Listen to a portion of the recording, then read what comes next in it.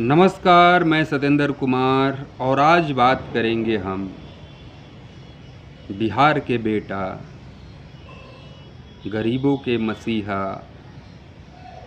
और जात पात से ऊपर उठकर हर किसी के मदद करने वाले, चाहे वो बीमार हो, चाहे राजनीतिक का शिकार हो, चाहे किसी जुल्म का शिकार हो, चाहे वो किसी आपदा में फंसा हो, सबकी मदद करने वाला बिहार का उस बेटे का नाम है राजेश रंजन, जिसे लोग प्रेम से पप्पू यादव कहते हैं।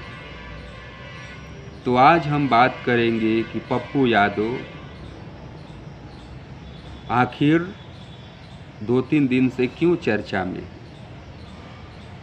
आप सोशल मीडिया में देख रहे होंगे और ख़ास करके बिहार और झारखंड की जो न्यूज़ चैनल है उसमें कि पप्पू यादव को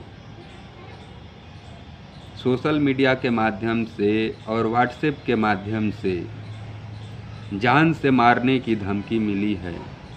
और ये ऑडियो क्लिप तमाम सोशल मीडिया के चैनलों पर चल रहे हैं, जिसमें ये कहा जा रहा है कि तुमने लॉरेंस बिश्नोई के बारे में क्यों ट्वीट किया था, अब तुम्हें इसका खामियाजा भुगतना पड़ेगा। और तुम कहाँ कहाँ रहते हो, सारे ऑफिसों के और सारे पार्टी कार्यालय के पप्पू यादव के उस ऑडियो में नाम बताए जा रहे हैं। और उस ऑडियो में यह भी कहा जा रहा है कि हमें भैया से बात हो गया है साबरमती जेल से, और 10 मिनट साबरमती जेल में जैमर बंद कराने के 10 लाख रुपए लगे हैं, तुमने बात क्यों नहीं की। आखिर पूरा मामला क्या है और क्यों पप्पू यादव धमकी के शिकार हो रहे हैं। कुछ दिन पहले आपको चारों तरफ अखबार से लेकर राष्ट्रीय चैनलों में और सोशल मीडिया पर खबरों में सुनने को मिला होगा कि जो मुंबई में बाबा सिद्दीकी थे, उनकी हत्या कर दी गई दशहरे की दिन। उसमें 2 शूटर पकड़े गए, एक नहीं पकड़ा गया। फिर बाद में कहा गया कि ये लॉरेंस बिश्नोई गैंग के शूटर हैं। यह भी राष्ट्रीय मीडिया में खबरें चलाई गई कि जो लॉरेंस बिश्नोई है उसके पूरे देश भर में 700 से अधिक शूटर हैं। बिहार हो, झारखंड हो, तेलंगाना हो, पंजाब हो, वो जहाँ चाहे वहाँ किसी की हत्या करा सकता है। इस पर आपको किसी नए न्यूज़ चैनलों में किसी पत्रकारों से ये सवाल आपने नहीं सुना होगा कि उन्होंने सरकार पर ये सवाल उठाया कि आखिर ये इतना बड़ा गैंग रहता कहाँ है, कैसे कार्य करता है, और इस पर भारत की जो खुफिया विभाग है, आईबी है, सीआईडी है, सीबीआई है, ये सब क्या कर रही, क्या इनको पता नहीं है। 10 सालों से कानून व्यवस्था पूरे देश भर में सही है, इसका दंभ भरा जा रहा है, और एक इतना बड़ा गैंग कैसे खड़ा हो गया। ये सच्चाई है कि हवा सिर्फ बनाई जा रही है।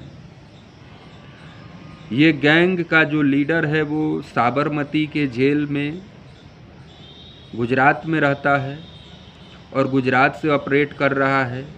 क्या गुजरात के जिस जेल में रह रहा है उस जेलर पर कोई जांच इन्वेस्टिगेशन हुआ? जेलर ऐसा उसको कैसे छूट दे रहा है कि वो पूरे अपने सरगना को ऑपरेट कर रहा है जेल में बैठकर? ये सब खबरों पर मीडिया जो है वो खामोश। अब जो फ़ोन कॉल कल से पप्पू यादव पर आए हैं उसमें साफ साफ धमकी दिया जा रहा है कि हम तुम्हारी हत्या कर देंगे। इस पर पप्पू यादव ने जो न्यूज़ 24 में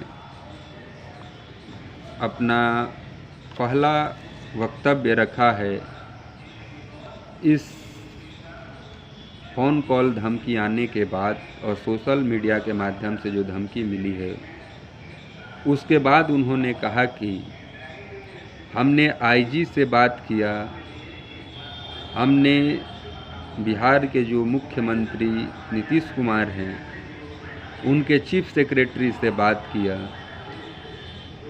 डीजी से बात किया, 4 एसपी से बात किया,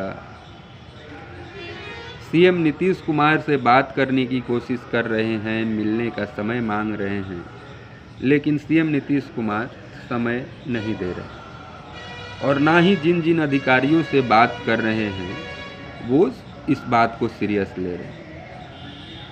जबकि बिहार सरकार की कुछ खबरों को देखें तो वहाँ पर कहा जा रहा है कि पप्पू यादव को जो धमकी मिली है उसकी जांच हो रही है और उसके बाद उन्हें सुरक्षा दिया जाएगा कि नहीं दिया जाएगा, इस पर विचार किया जाए। इसी तरह आपने महाराष्ट्र में देखा होगा कि बाबा सिद्दीकी को भी जान से मारने की धमकी मिली थी और उन्होंने वहाँ के मुख्यमंत्री एकनाथ शिंदे और गृह मंत्री देवेंद्र फडणवीस से सुरक्षा की मांग की थी और जांच प्रक्रिया में ही इतना लंबा समय गुजर गया कि उनकी हत्या हो गई। अब पप्पू यादव कह रहे हैं कि उनकी जान की सुरक्षा सरकार के हाथ में है, चाहे वो केंद्र सरकार हो चाहे वो बिहार सरकार। अगर वो चाहती है कि इनको बचाना तो सुरक्षा देगी और चाहती है मरवाना तो मरवा कर इनके जो फोटो पर माला चढ़ाकर और पुष्पांजलि अर्पित करेगी। इस तरह की बात पप्पू यादव न्यूज़ 24 के इंटरव्यू में कह रहे हैं। उन्होंने यह भी बताया कि अमित शाह जी का फ़ोन आया था, हमने बात किया, उनसे पत्र लिखा और सुरक्षा की मांग की, लेकिन अभी तक उन्हें सुरक्षा नहीं मिला। एक जेन्युइन सवाल है मेरा आप सभी से कि क्या अगर इस तरह की जो किसी को धमकी आ रही है तो सरकार को सुरक्षा नहीं देना चाहिए? क्या बिहार सरकार सुरक्षा देने में सक्षम नहीं है?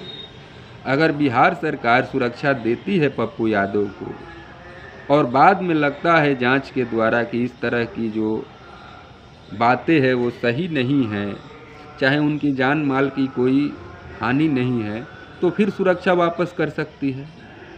तो आखिर क्यों नहीं पप्पू यादव को सुरक्षा दिया जा रहा है? इस पर पप्पू यादव ने यह भी कहा कि जो सत्ता के लोग हैं, जो नेता सत्ता के करीब हैं या सत्ता में हैं, उनको बिना मतलब के Z+ की, X+ की, Y कैटेगरी की सुरक्षा दी गई है और जिसको जान की खतरा है उसको सुरक्षा क्यों नहीं दिया जा रहा? क्योंकि वो नेता विपक्ष का है, इसलिए उसे सुरक्षा नहीं दिया जा रहा।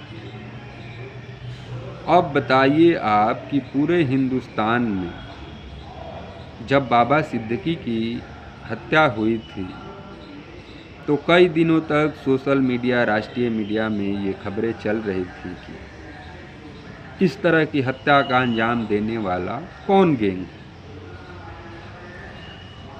तो न्यूज़ चैनलों के माध्यम से यह कह दिया गया कि इस घटना का अंजाम देने वाला लॉरेंस बिश्नोई गैंग।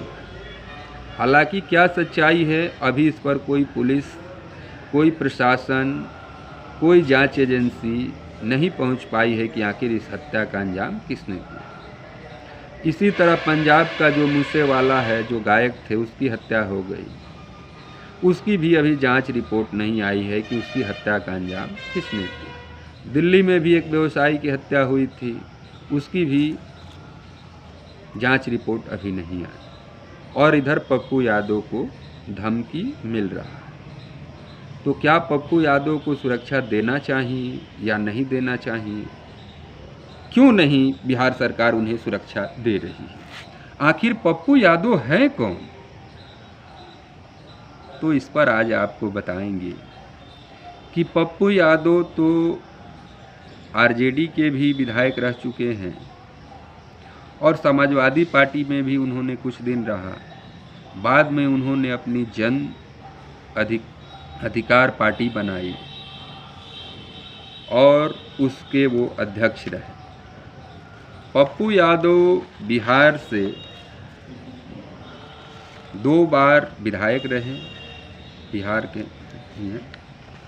और 6 बार इंडिपेंडेंट निर्दलीय सांसद रहे। 1991 में सांसद बने, 1996 में सांसद बने, 1999 में सांसद बने, 2004 में सांसद बने, 2014 में जब पूरे देश में मोदी की लहर थी उस समय भी वो सांसद बने और 2024 में भी वो सांसद बने। हालांकि वो अपनी पार्टी को 20 मार्च 2024 को INC इंडियन नेशनल कांग्रेस ने विलय कर दिया है। इतनी ही उनकी परिचय नहीं है। जहाँ भी आप देखे होंगे कि कहीं कोई दंगा फसाद हुआ तो वहाँ पर पप्पू यादव आपको सबसे पहले पहुँचने वाले नेता मिलेंगे। चाहे पटना में बाढ़ आ जाए, गरीबों को बचाना हो, खाना पहुँचाना हो, वहाँ पर पप्पू यादव नजर आएंगे। गुजरात में भूकंप आया, उस समय पप्पू यादव ने पहुंचकर वहां पर 5 करोड़ रुपया दान दिया और लोगों को खाना खिलाने के लिए शिविर लगाए। चाहे पूरे देश भर में जो नीट परीक्षा आपने देखा होगा कि उस पर जांच चल रही थी, उसमें धांधली होने की बात कह रही थी, कोई नेता भी आवाज़ नहीं उठा रहा था। लेकिन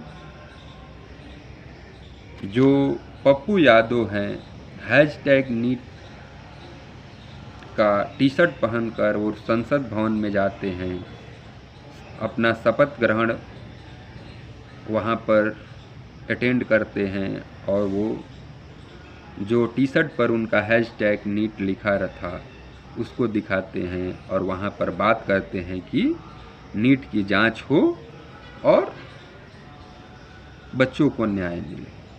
तो हर बात पर बेबाकी से आवाज़ उठाने वाले पप्पू यादव आज एक धमकी के शिकार हैं और उन्हें कोई सुरक्षा देने की ज़रूरत ना बिहार सरकार समझ रही है ना केंद्र सरकार समझ रही है। कभी पप्पू यादव को बिहार का डॉन भी कहा जाता था, जो राष्ट्रीय मीडिया के द्वारा उनको बदनाम करने की कोशिश की जा रही थी। सोचिए कि कोई डॉन होता तो वो सरकार से सुरक्षा की व्यवस्था मांगता या वो खुद सक्षम होता अपनी सुरक्षा के लिए। तो इस तरह की बातें पप्पू यादव के खिलाफ फैलाई जा रही थी। लेकिन आप जहाँ भी देखेंगे बाढ़ पीड़ितों का मदद करने के बात हो, कहीं भी किसानों के साथ, नौजवानों के साथ कोई भी घटना हो, वहाँ पर पप्पू यादव आगे खड़े होते हैं। उनके जैसा नेता पूरे हिंदुस्तान में मेरे नज़र में तो कोई नहीं है, जो जनता की आवाज़ सच में है और बिना पक्षपात किए हुए, बिना जात पात देखे हुए, बिना धर्म देखे हुए वो कहीं भी मदद के लिए पहुंच जाते हैं।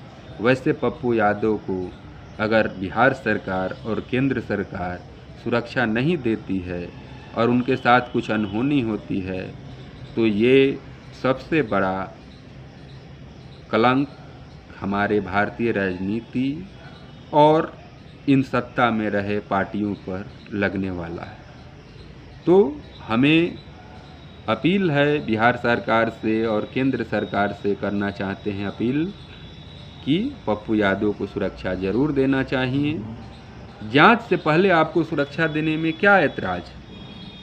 आप सुरक्षा दीजिए। उसके बाद अगर जांच में सही पाया जाता है तो सुरक्षा और बढ़ा दीजिए।